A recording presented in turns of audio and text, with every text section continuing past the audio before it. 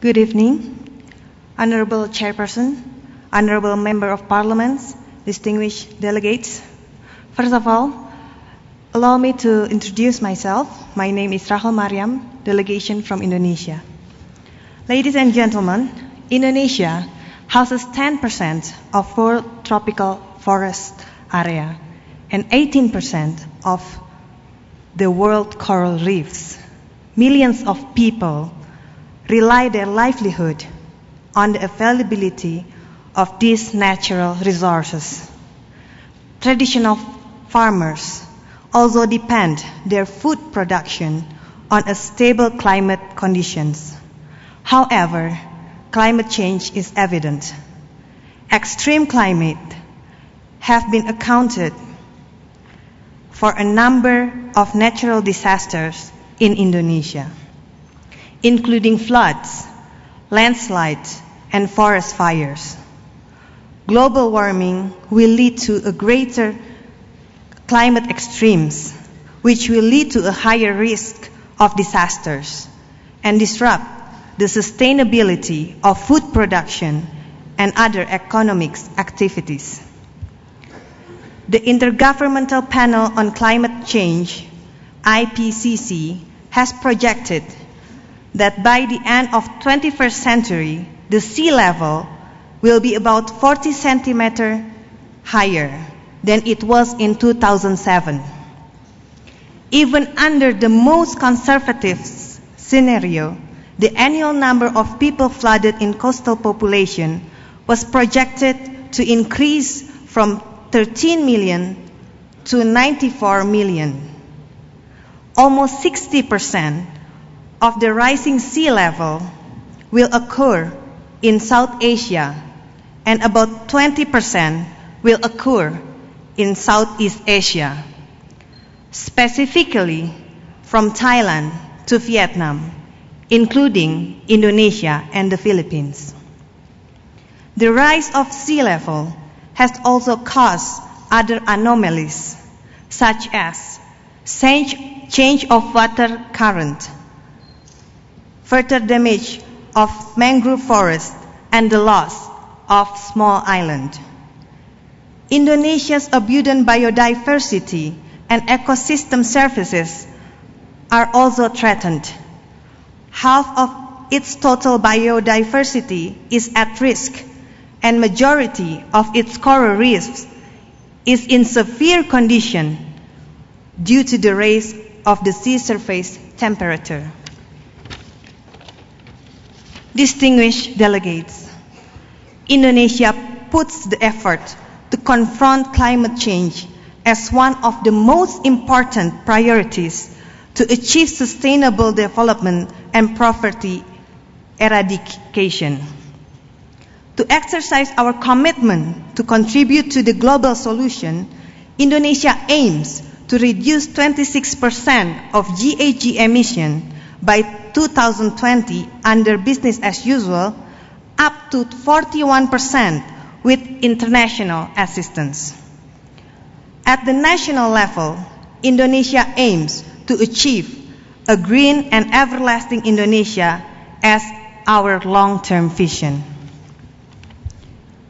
Following the pledge, Indonesia Climate Change Sectoral Roadmap, ICCSR, set the national goals and priorities on adaptation and mitigation of climate change for all affected sectors.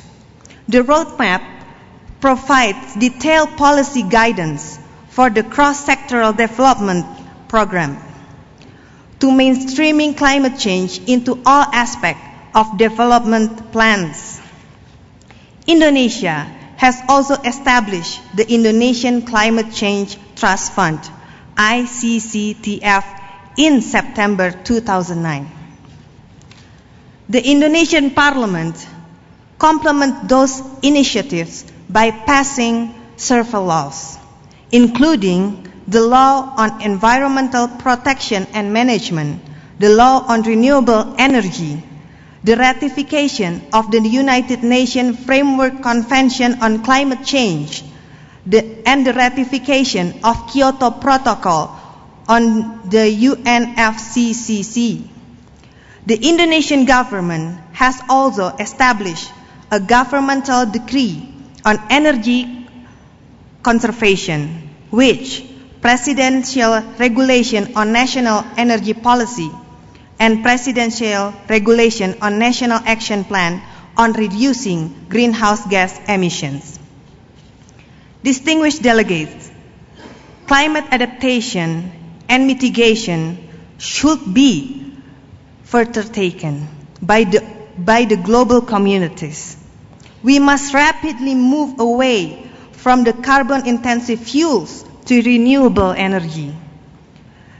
The 2014 conference of the parties, COP19, recognized that energy responses to remedy damage from climate change can be even more expensive than investing in adaptation measures.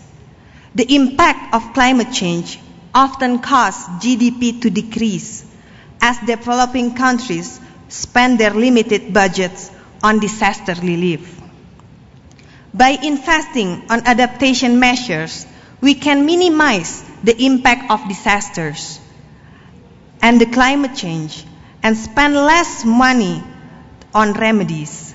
Therefore, allow me in this occasion to highlight the conclusion on the COP20 in Peru, in which progress was made in elevating the adaptation into the same level as the mitigation of the greenhouse gas emissions.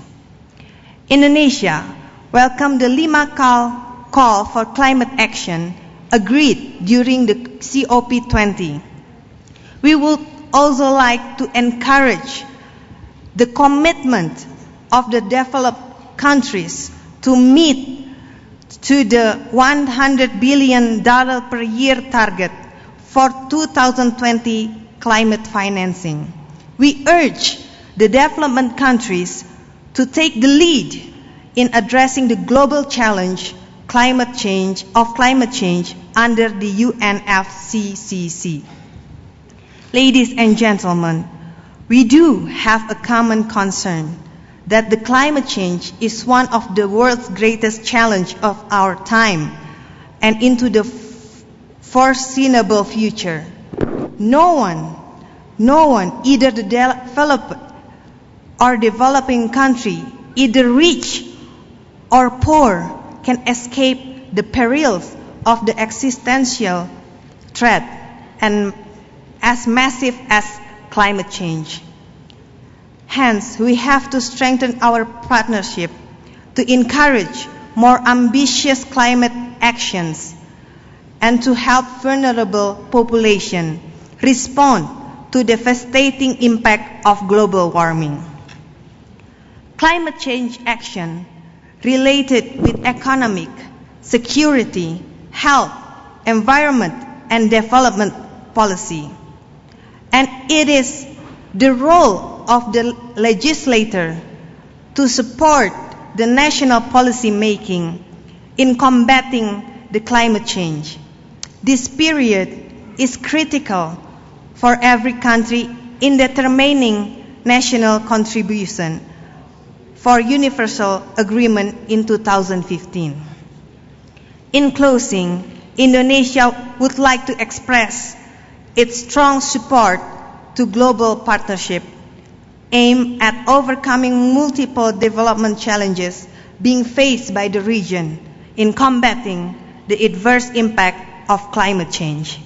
Thank you. Muchas gracias a Indonesia con esta intervención. Thank you, Indonesia.